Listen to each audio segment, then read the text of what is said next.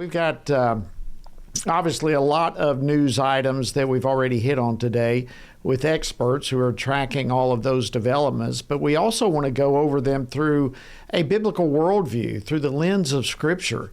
And to help do that, I've got a panel that's coming on right now from the Washington Stand, which is FRC's publication that reports and comments on the news of the day from a biblical worldview.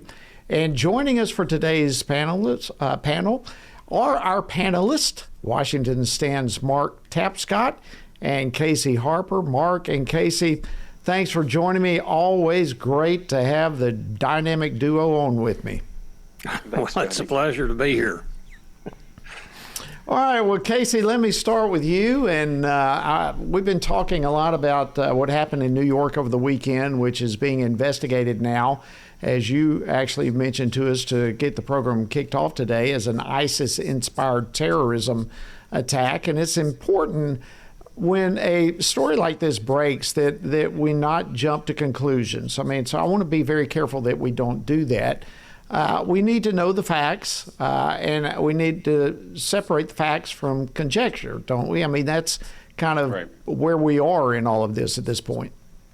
Yeah, I mean, these shootings, tragically, they keep happening. And there's this familiar thing that plays out where people, especially online, people want to be the first on social media to say something. And so you sort of have this court of public opinion that plays out online. And some of the facts are true, some are false, and everyone's trying to be first instead of trying to be right. And so we do want to wait for the facts to come out on some of these shootings, because sometimes the evidence presents a different story. But what we have so far on this one, Jody, I have to be honest, seems, at least for now, pretty clear cut that this alleged attack that we have plenty of evidence for, and actually on video, was inspired by ISIS. And I think something people need to understand about when we talk about it, terror attacks here in the U.S. is someone doesn't necessarily have to have a formal relationship with ISIS or even the Iranian Revolutionary Guard or someone across the ocean and go to a training camp and then come back to the U.S.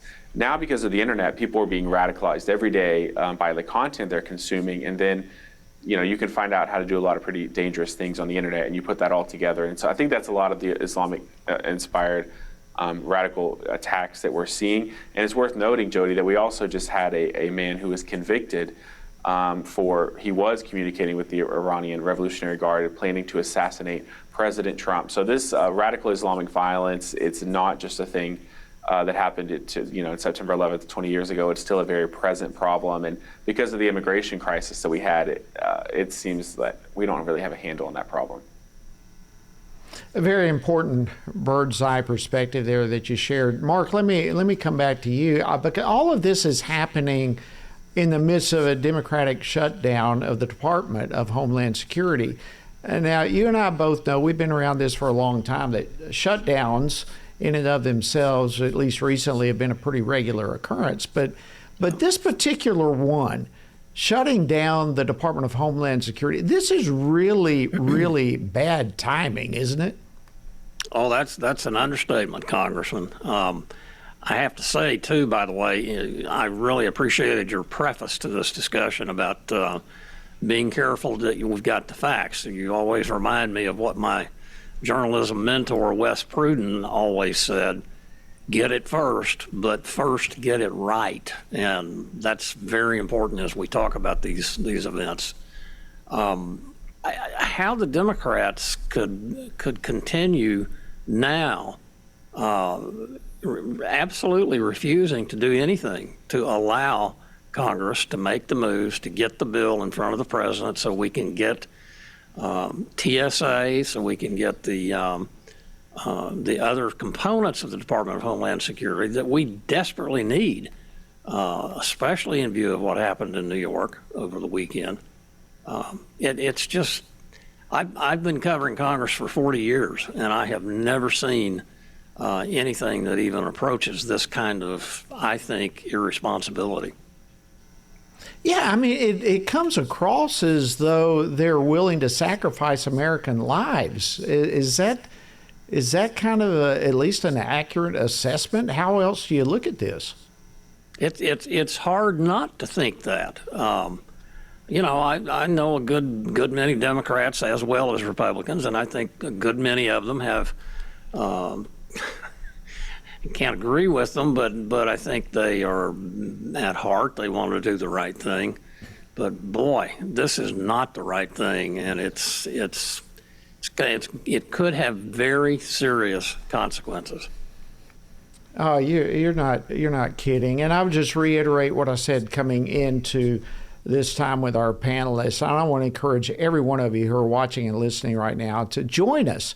Join us in urging the Democratic leadership to restore full funding to the Department of Homeland Security. I want to urge you to text.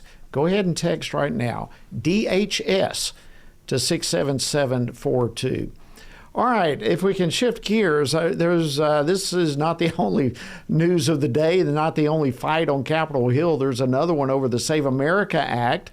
That's the one that President Trump announced yesterday on Truth Social, that unless this passes, he'll not be signing any other bills at all. I mean, he's waiting on this one to pass. Casey, why is this one such a big issue for the president and for our country? Yeah, I mean, I think the president has shown through many different actions he's taken that he's very concerned about these midterm elections. He's concerned that Republicans are going to just get shellacked and lose majorities in the House and the Senate. And right now, a lot of the polling suggests he may not be far off in that assumption. And so he's doing whatever he can to prevent that from happening. So we've seen the redistricting fights. He's going, push Texas and other states to redistrict to pick up extra seats. Of course, that kicked off a whole redistricting war and is playing out in the courts, and it's become a kind of a tangled web of things going on there. But he's pushed for the redistricting, and he's pushing, in the president's mind, the 2020 election was very suspect, and so I think this is his way of righting what he sees as a wrong there, and also helping Republicans in the midterms. And so when you put his political fears together, and then there's a third piece here, which is the filibuster. The president has said for a while now, even really before the SAVE Act, the Save America Act, as it's now called, that he wants to get rid of the filibuster to push through his agenda. And Senator Thune, and honestly, I think most Republican senators are not willing to do that, and there's a lot of reasons for that we could talk about. Number one being that as soon as the Democrats get in power, they can, what precedent you set can be used against you. So they're very worried about that.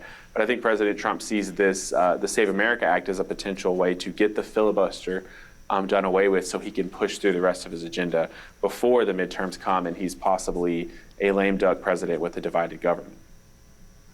Wow, you brought up a lot of important issues with that. Mark, so let me take what Casey just said. As you mentioned a while ago, you've been covering Washington for a long time, 4 decades. How does, and not in light of what we were just talking about with Iran and terrorism domestically and abroad, but more broadly speaking, how does the political environment that we're seeing today compare to what you've seen in the past? Well, obviously, it's much, much more intensely, even bitterly partisan on both sides. I remember very distinctly during the Reagan years, President Reagan and then House Speaker Tip O'Neill didn't agree on much, but they were very civil to each other. In fact, they enjoyed each other's company and took advantage of opportunities to do that.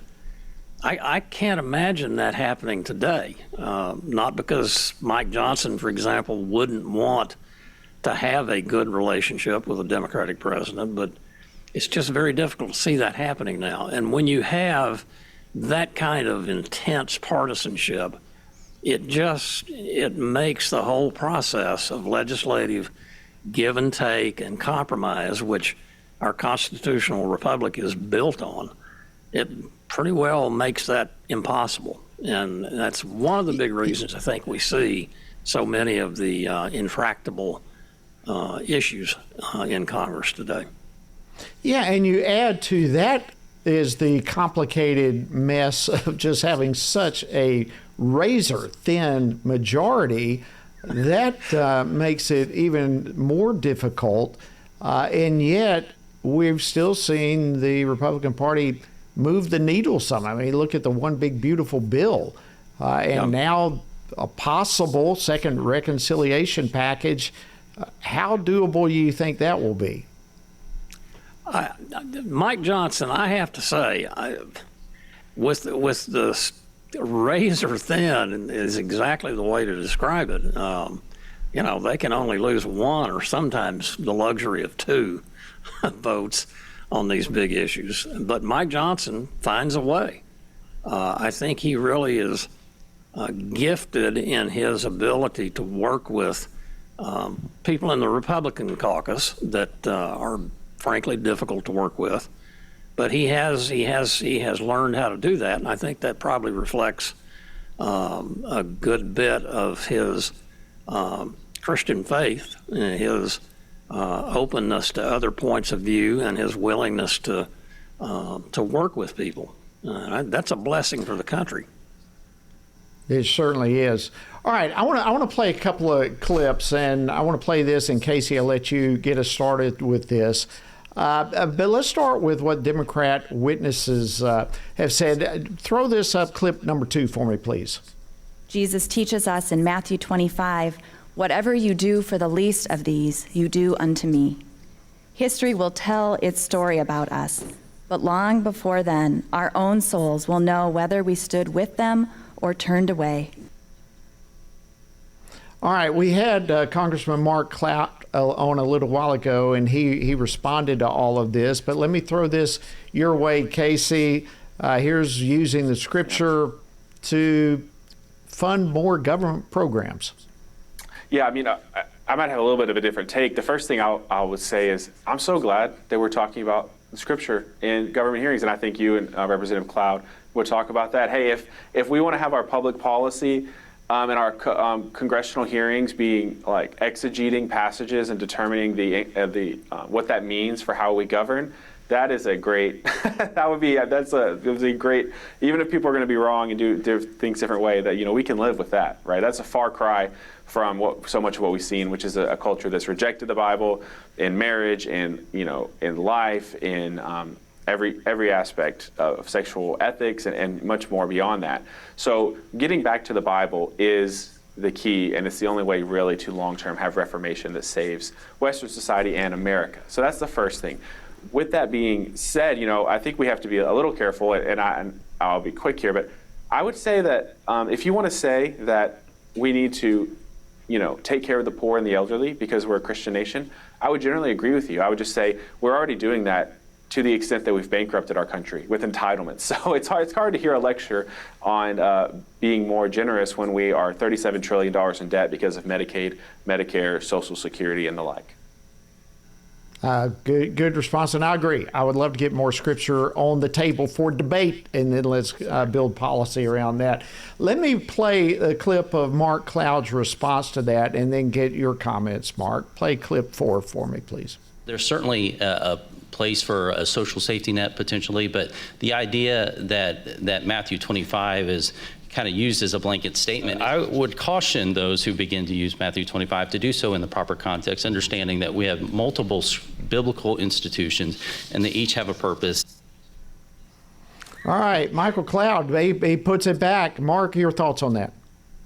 Well, I have Texas blood flowing in my veins too, so I'm probably a little bit biased in favor of the congressman. But I have to say this very directly.